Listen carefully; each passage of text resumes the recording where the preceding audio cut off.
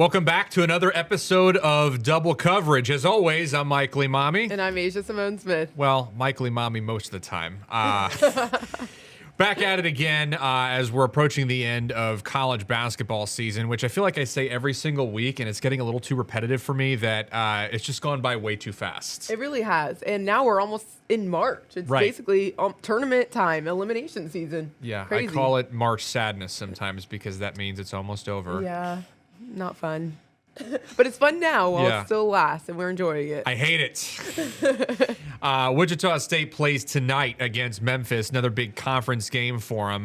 We look back to their game against Temple on Saturday, which was very impressive. Another huge win for the Shocks, who historically, they don't typically play Temple, or at least in the recent matchups that they had, have not traditionally played Temple too well. But they came out with a bang on Saturday and now in pretty good position. Looks like third place for them now as they're still jostling for that second place spot coming up in Birmingham. Oh, yeah, and we saw that this was snapped a 3-game losing streak against Temple. So a big win at home, 69-57, and just an incredible night. It's their third straight victory, so the Shockers really are on a roll. We saw Emmanuel Okorafor. He's been playing so well under center, and he collected a double-double and really was extremely valuable in the paint. Second chance baskets, dunks. I mean, just a great performance from him.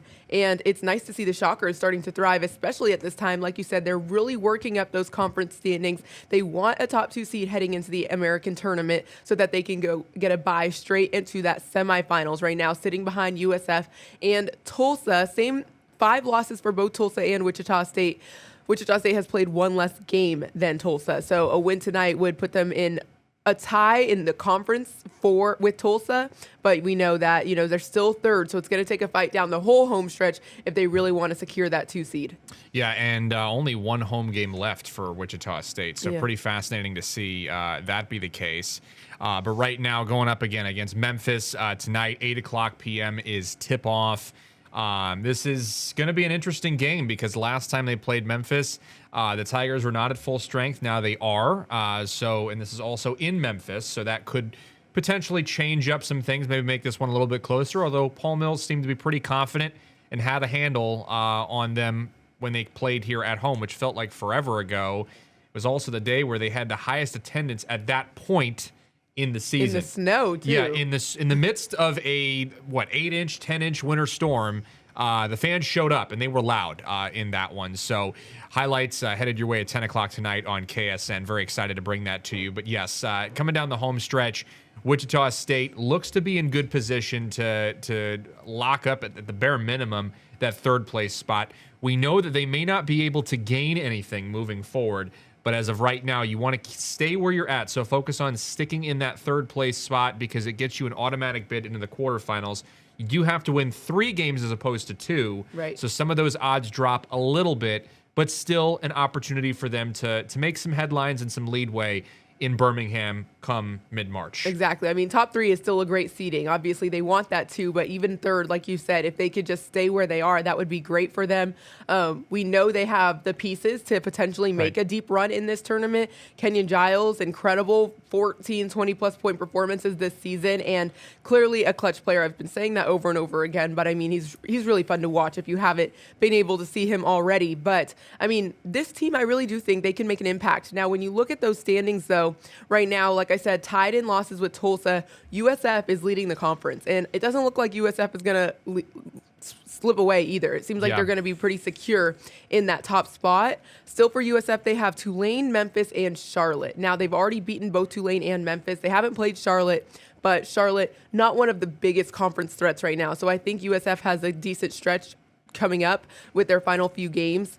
Tulsa, they have ECU and Temple. They haven't played either of them, and I really think those 2 games could be a toss-up. So this could be an opportunity if Tulsa starts to slip in those final couple games for Wichita State to thrive, but it all starts tonight against Memphis. I do think being on the road is going to make it a tougher environment, but that was a huge confidence booster, that win over the Tigers earlier in the season. It was their largest margin of victory in, I want to say, over 5 years. So an incredible performance against them. And then, of course, riding momentum from this game against Temple as well. I really think that the Shockers are setting themselves up well. Yeah, I do as well. And I think when you look at a team like Memphis, who, there's a rivalry there for a reason. These two are neck and neck, and Wichita State really turned it around. I think that was the turning point this season, was that game last month. And now they're in a good position to lock something up moving forward here. But even, you talk about 3 games they got to play. There's nobody that really intimidates me on that schedule. Wichita State, even at home when they played against South Florida, they split that series and they split the Tulsa series. But South Florida didn't blow them away. They just had a really bad second half, and they exploited it, and they took advantage of it. Tulsa, that was a rough game on the road, but when they came back at home, they fixed it. And preparation and all this goes into that. But there's no team in this conference that I feel is immaculate. I think Wichita State, if they keep that underdog mentality and they keep relying on guys like Kenyon Giles and Will Berg, who Berg in his own right has lit up the boards. I mean, he is such a heavy threat. Okorafor is a great paint threat. And Giles can spray you from pretty much anywhere on the floor. And if he takes 5 shots and he misses all 5, he's going to keep shooting. Right. And his confidence doesn't seem to go down, as Paul Mills talked about. So I think this team is one of resiliency. It's one of strong defense. It's one of paint touches. So they're dangerous. And I think a lot of people will sleep on them in this tournament because, they're the guys that no one sees coming. Exactly. I agree. I really do think so. And I think they're hungry, and you can feel that. You felt it in the energy at the Roundhouse on Saturday. And I really think that still continuing to go through the season, you're feeling that this team really wants it. I mean, it's a lot of fresh faces. Most of them, their first time playing in the American, but you can tell that they are really passionate, and they came here for a reason. They want to make a deep run in the American. They want to potentially make it to that tournament and really put Wichita State back on the map. And I think they have an opportunity to do that. And I think they're playing the way they will. You mentioned Will Berg. He's been super valuable in the paint, getting those, smashing the glass and getting those rebounds. But to see Okorafor, also their other big, be able to put up a similar performance and have a double-double performance this week with over 10 plus rebounds. I think that's very valuable at this point in time. And I do think that this Shocker team has the right mindset, the right energy, the right mentality, and the right schedule to potentially really get there and take the American tournament. Yeah, I agree with you. And they've got that FAU game, which is at home. Yeah. So, a chance to split the series there in that Florida 2-step, as we had talked about back, that FAU game on the road where they got blown out, probably sparked that USF win. But then you also have a team like UTSA, which Wichita State should, if they do their due diligence and they live up to their expectations, they should beat them pretty handily. Yeah. So I'm not really intimidated at all. I mean, I think right now the focus obviously should be, in some regard, you got to win and you can't lose. But you got to maintain your placement. And I think third place at this point, if they do what they need to do, has been locked up. There's a chance to leapfrog to second, but they got to keep their eyes on the basketball, so to speak. And eyes on the ball and sort of focus on the way out here. So good opportunity for them to pick up another win tonight and keep those standings at bay. Tulsa right now is at 11-5. So if they do win, both teams at even. South Florida is 12-3 right now, so they got to drop a couple more games to sort of have that, and it goes into overall record, which I think USF will have. But all the Shocks got to do is lock up that second place spot to be in good position for the second seed. A team that doesn't appear to be doing a whole lot in terms of the standings and does not appear to be doing a whole lot in terms of the March Madness is Kansas State. Another frustrating loss for them this week. Yesterday, taking on Texas Tech, and I do feel, Asia, that expectations in this one were sort of met because I did not think that they really stood a chance in this one. Yeah, but I feel like the Wildcats, they are continuing to fight and make progress, and that's all you can ask for after you've already lost your coach, and now you're playing with interim Matt Driscoll, who's doing a great job motivating these guys. But I mean, I'm sure it's very tough mentally to be where they are in this part of the season. So for them to put up the fight they did against Colorado, like you said, of course, a loss to Texas Tech. Don't mean to say of course, but Texas Tech is a ranked opponent, number 16 in the nation right now on the AP. So that was going to be a hard game. And so for them to still be able to put up 72 points offensively and then to come back and almost get that comeback against Colorado, I really think that proves that this team, they really want to finish out the season strong. We know PJ Haggerty, he's done a great job. He's still a valuable player in every game, but it's going to be tough when you're in this situation and you kind of know your season's over, but you still have to keep playing, and they have to still keep hoping that the fans want to show up. They have a couple home games left, so it's hard in front of a tough crowd when you're in this position that they're in. So honestly, kudos to them. And I think they really, again, I think fight is the name of the game. And they've really put up a fight against Colorado. And of course, it would have been fortunate if they were able to get that comeback. Fell 9 points short on the road. But 3 more games left, and they just got to finish out as strong as they can. Yeah, they have to. And the reason why I bring up the Tech game from over the weekend is because that's a big opponent for them to go up against, right? That's a team that they can sort of use a good measuring stick for. And when we when Matthew Driscoll spoke to the media the other day, he basically went into kind of the importance of understanding the challenge and the task that's in front of you. Right. And knowing that it's going to be tough to beat a Red Raider team that is, at the moment ranked, has high expectations going into the postseason, tournament bound likely. The Colorado game yesterday that we kind of looked into as well was one where K-State saw it get away a little bit.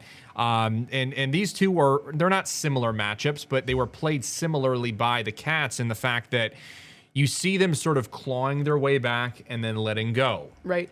And there's an inconsistent performance there. So we've talked about coaching changes and what this program and roster is going to look like next year.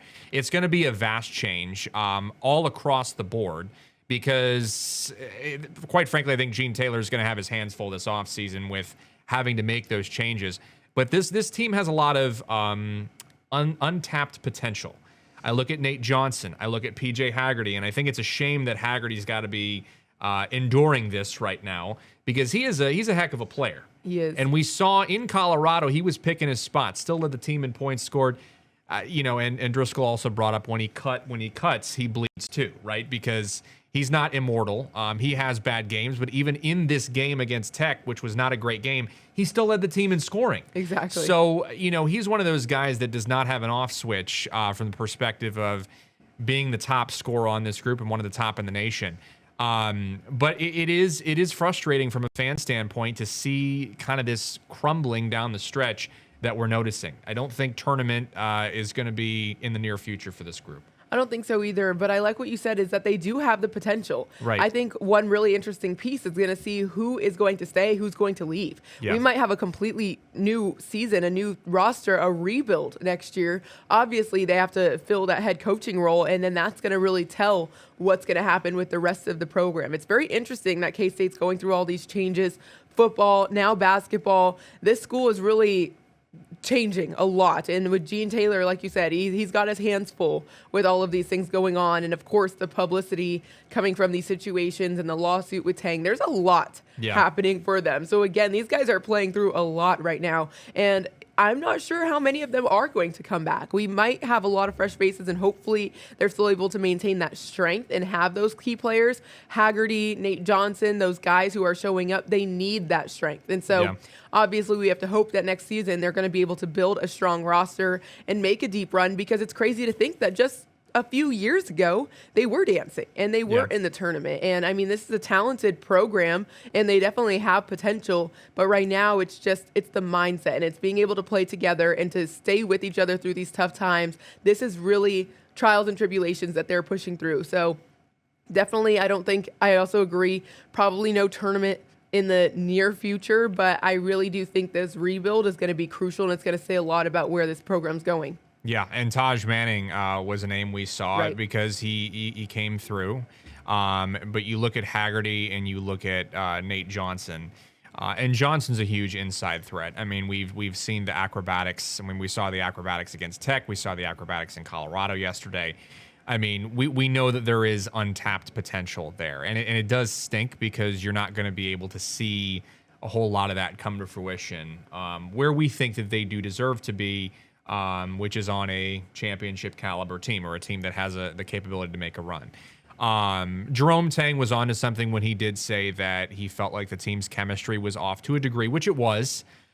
He's got great guys and he's got good recruits, but they don't play very well together cohesively as a unit. And to some extent, that is Tang, and that's on him and his coaching. It's on Driscoll and his coaching, and Driscoll himself has talked about the importance of his guys embracing this change, right? This is not something that's happened overnight, or this is something that's happened overnight, but it's embracing the change is not something that can happen overnight. And the reactions have to be, really internal and sort of respected. And that's where we're at right now. And this group has done a good job of embracing those quick changes that this staff has made. And they're going to have to do it in the offseason where their minds are, after the Big 12 tournament. I don't think they really have a chance at clipping that victory. So it looks to me like I think the season's coming to an end here for the Wildcats. But that's going to be something to really think about is where do we go from here? And you're looking at a complete rebuild, in my opinion, for K-State. And that's a 3 to 5 year project that's going to be led by Gene Taylor coming up, I would think, in the month of April, beginning then. Yeah, and I mean, you could kind of compare it to Wichita State. They got Paul Mills in 2023, and now is where you're really starting to see those results come to fruition. This was his first year with a fresh slate because you still have those lingering players when a new coach comes in that are from the last season. And I mean, they're still carrying that mindset, whatever happened in those few years prior into this new season. And so it's really going to tell all how many guys are going to return. And it's funny now thinking about that because now I'm remembering Coach Tang mentioned how very few of them are going to be wearing the jersey next year. So, but now that really is a question. Who will want to keep wearing the jersey after the way this season has gone and the things that have been told to them? And who will leave? Who was already planning to leave and who will now kind of be forced to leave due to the different changes? I mean, it's crazy to say forced to leave, right, when you're looking at a college program. But at some points, it is kind of like that. When you have a new coach come in nowadays, this is definitely becoming much more of a similar to a professional league where these players aren't really feeling welcomed. You can't literally force them out, but at the same time, you don't really know exactly how things are working internally anymore in the college sports realm. So, I mean, again, we don't know who's going to be back next year, but it's going to, I agree, it's going to be a multi-year thing, but hopefully next season will be a big turnaround from this year because it feels like the only way is up, at least when it comes to the Big 12 games that they played, because that's really when this season started to crumble. Yeah, and the clock is going to run out on a good number of those guys on the roster anyway. So seniors, redshirt seniors, transfers, all that, their eligibility is going to run out. So they really need to either dig deep in the portal, which they did last offseason to try and find quality guys, which they did. But they're going to need to rebuild that leadership class through the portal next year and obviously really focus on recruits. It is tough to land and it kind of pales in comparison to, teams in the upper echelon because you have a program that is struggling right now internally. And so that may not necessarily be as attractive to some kids per se in high school at the younger classes. So you really have to build it through the transfer portal, getting your experience, getting your leadership, and building on the young guys that you currently have, and then maybe trickling that over into some of the younger classes. And that's really going to spark this 3 to 5 year transformation that we hopefully see in Kansas State basketball. But another team that, to me, I think is got a very high ceiling, at least for this season, is Kansas. Another great set of games from them. We just keep seeing them rebound after a tough loss. They dropped to 14 in the polls, and now they're saying, you know what, take that. And they did. It's very interesting to see that the poll really has no say in how this team is doing because they just, I mean, it's funny because I have a friend who, has gone through professional basketball, and it's tough. So you win some and you lose some. I mean, the basketball seasons can be so long. And so to see them have all these ranked wins and then all of a sudden fall to Cincinnati was, of course, off-putting and shocking. But that's kind of how the season goes sometimes. And so they definitely, like you said, rebounded, took down number 5 Houston, a big win over them by 13 points. And right after they dropped on the AP poll. So, I mean, the AP poll kind of gives us an idea that KU has been in the top 20 for a majority of this season, but I really think they still have a chance to keep fighting their way up based on these ranked wins. Now, Cincinnati, I know Coach Self mentioned it was an energy discrepancy, that the team just didn't have enough energy, and the guys even admitted that they maybe overlooked that opponent a bit. So I definitely think this win against Houston is the way they need to be playing. We saw Darren Peterson, 14-point performance, lots of guys putting up decent points, and Bryson Tiller, double-double, 11 points, 10 rebounds, and season-high 23 points for Trey White. He played a huge role in this game. And so very interesting to see that this team is capable. I mean, that's all you have to know. You might see a loss to Cincinnati and start questioning things, but then you see them beat Houston the way they did, and it just tells you that they're capable. And sometimes they give up some games that they should have had, but I still definitely think this is a threat with or without Peterson. We saw him playing, and I actually like the fact that he was responsive to what critics have been saying about him all season, about him not playing. And he's mentioning, I have to silence out the noise, and it was never my plan to come in and not play every game. Definitely, I think, a necessary discussion, because those questions were arising. Now, he didn't have to talk about it, but I like that he did, because I definitely do think it kind of calms things down when there's so many questions surrounding him as you're getting closer to the tournament, the Big 12 and the NCAA tournament, to question, is this the right pieces that they have to make a good run? Yeah, and Kansas right now is very flaky. They're some games they're really good, some games they're really not, and they've beaten really good opponents. 41-0 Bill Self is on Big Monday, so they just sent Houston to its first 3-game skid since I think 2017, which is very impressive. That was a game that there was a lot riding on. You never want to say the Jayhawks are an underdog, because they're not. They're as big of a big dog as you're going to get. But the reality is I think when they play like an underdog, when they play like, hey, expectations are low and our talent is unproven, they just have a tenacity and wit about them that breaks all headlines across the nation. If they're looked at as lesser than their opponent, and they looked at, okay, this is a challenge 14 versus 5, and you saw Bill Self right there on your screen and how animated he was this week. But you kind of see that in terms of the numbers, and they're like, all right, hold on a second. We got this. Right. We're going to come out with a bang. And they did. And they pretty much crushed Houston.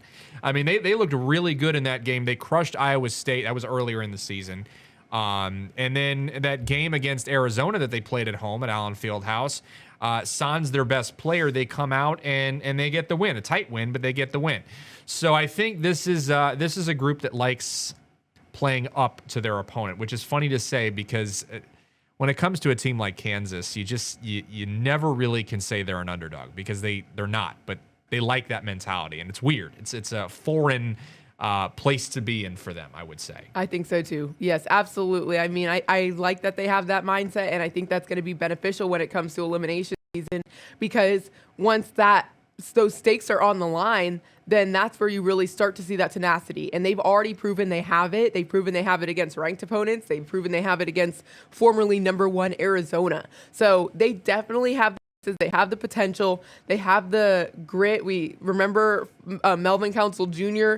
I can't remember which game exactly it was that he was just shooting baskets and missing half of them, but still making those valuable few. So they're not afraid to try. They definitely have that grit. So I'm excited to see how things go, and I really do think they're going to be a threat. And I think things are starting to become hopefully calmer with surrounding the DP conversation about his intentions being with this team and being a team player, because it'll really show once the tournament comes around, the Big 12 tournament first and then the NCAA tournament. But I think him speaking on it and saying, hey, listen, I really want to be here. If I could play the whole games, I would. I really do care.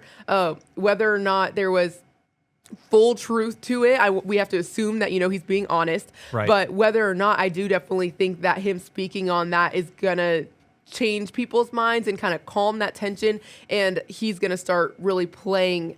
I won't say he's making a huge difference, because he's always an impactful player, but he's going to start playing with less of that pressure and outside noise now that he's been able to kind of address it and say his piece. Yeah, and he's also said that it doesn't affect him. He says that the outside noise really doesn't bother him at all. He's kind of described himself as a lone wolf. He's been a lone wolf his whole life. So when he kind of came out and said that, he basically told all the critics, hey, I've got my own back, and this is my mentality. And I think another interesting point that a lot of people are kind of overlooking is the impact that Flory Badunga has made for this group. On the defensive side specifically, not necessarily the big dunks, which are making all those highlight reels that you see here on KSN, but also from the perspective of preventing teams from getting paint points, the defensive rebounds, the offensive rebounds. He's a guy that does the dirty work. His size makes a difference. You look at that 4.0 on his chest, and you see him being an impact player through and through in each of these games. Council picks up a lot of credit on the assists. When Peterson's out there, we see him light up the scoring sheet. We obviously know, McDowell's made an impact. Marco Jackson has made an impact. Those guys have stepped in for Peterson, and then Bryson Tiller and Trey White. Trey White was one of those guys that was in a major shooting slump going into that Houston game. He's the first one out there. He's taking shots, and he lights them up and has the best game out of anybody against the Cougars. So right now, this is not a team of necessarily star players per se. It's a team of really cohesive, strong star group of players. Yeah, and that to me, I think, is what makes them so great, is they play well together. They don't have a hero. They've got a solid group of heroes. I agree. I think that could make them do some damage in this tournament. We'll see. Yeah, 21-7 right now. 3 games left. Arizona, number 2 Arizona, then Arizona State, and then K-State. Right. Their last game, and that's their last home game. So definitely going to be interesting to see where they end up in the seeding when you're thinking about the postseason. Yeah, postseason is going to be a huge part of what happens next. But we got to talk about the preseason and the offseason in the NFL, because there is plenty to dissect there as part of our hot topics, which we bring to you every single show. The Kansas City Chiefs and the NFL Combine are officially underway. You heard from Brett Veach yesterday. Lots to talk about in terms of what this group needs to be focused mostly on, from the standpoint of offense, from the standpoint of defense, from the standpoint of special teams. There's a lot of unknowns, including Travis Kelce's retirement or extended contract. Right. We don't even know there what's going to be happening, because that's slated for, I believe, the regular season or the offseason transitions. March 11th is his deadline, but still has not come to a conclusion. So, Asia, my question to you is, looking at the NFL draft, which the Chiefs picked 9th, best position they've been in years, where do they go first? What position do they try and crack down on first? I really want to see the Chiefs select a lineman, but I think where they're going to go first is a running back. I think they definitely need a run game to back Patrick Mahomes. The thing is, they got to keep their linemen healthy. They have a lot of talent there. They've just drafted O-linemen in the first round last year. So, they have the pieces. It's about keeping them healthy and figuring out who needs to be where to protect Mahomes and make sure he doesn't have to do all of the work himself, but that's going to come with having a strong running back. And I think they are going to need to draft that. I think Jeremiah Love is a great target for them. Yep. And I really, really want to see the Chiefs improve that run game so Mahomes doesn't have to run the ball himself and he doesn't have to worry about putting himself in a position where he could get hurt. Yeah, secondary needs are huge as well. We don't want to undermine that. I think from my perspective, though, I could not agree more with you, Asia. I think the offensive line has already been addressed. We saw a number of critical injuries, but just because you see those injuries last season, that doesn't mean that they're going to happen next year. And they had a really solid core of young guys. I mean, even Wanye Morris, he was the fill-in. Right. And he got hurt in the first play in that Texans game, but he did a good job. And so you're going to have a new OC in there, an EB. So I think right now targeting the running back is going to be so critical for them. That a running game is where they've struggled so much. That's part of the reason why Mahomes carries so much of the workload, is because he doesn't have a running game to bank on. And I like the Jeremiah Love pick as well. And I think being 9th, there's a good shot that could potentially happen. We hope so. We hope so. And we're going to be monitoring that for you right here on KSN. But back to hoops here. Wichita State, the question that many in this town have been asking, are they going to make the NCAA tournament? The chances this year, Asia, seem pretty high. They do, and I hate to jinx things, so this question really stresses me out. So I'm going to answer this in an interesting strategic way. I think if Wichita State is able to secure a top 2 seed in the American Conference tournament, they have an extremely strong chance to go dancing. They have less games to play, they'll have less fatigue, and they've proven that they can really win back-to-back when they have that energy. Now, I think a third game won't be detrimental, but a third game in the American tournament is definitely going to weigh on them, and I think that might make it a little bit tougher. But this team definitely has the talent, they have the grit, and they've proven that they can beat Clutch multiple times, even in overtime this season. So I really think that this could be the year that we see the Shockers finally back in that tournament. Yeah, I'm going to come right out, and I'm going to give you a very clear answer to this. And that is yes. I think they do make the tournament. And I don't think it's going to be anything sexy, but I do think that they have a clear shot at getting in. And I agree with you, Asia. This is a team that they can win big games. They've proven that. I'm not intimidated by anybody in the American Conference. I'm not intimidated by South Florida. And I sure as heck am not intimidated by Tulsa. They played those two well. I think the USF game got away from them, but once they saw Tulsa twice, they knew what adjustments to make, and they came out on top. And I think FAU is a throwaway game. They didn't have it, but I can see them getting in, and I think they can clip that American Conference championship. And you're right. They've beaten these teams before, so it's nothing they haven't seen before, nothing they can't handle. Oh, yeah. All right. Well, that does it for another week of double coverage. Thanks so much for joining us.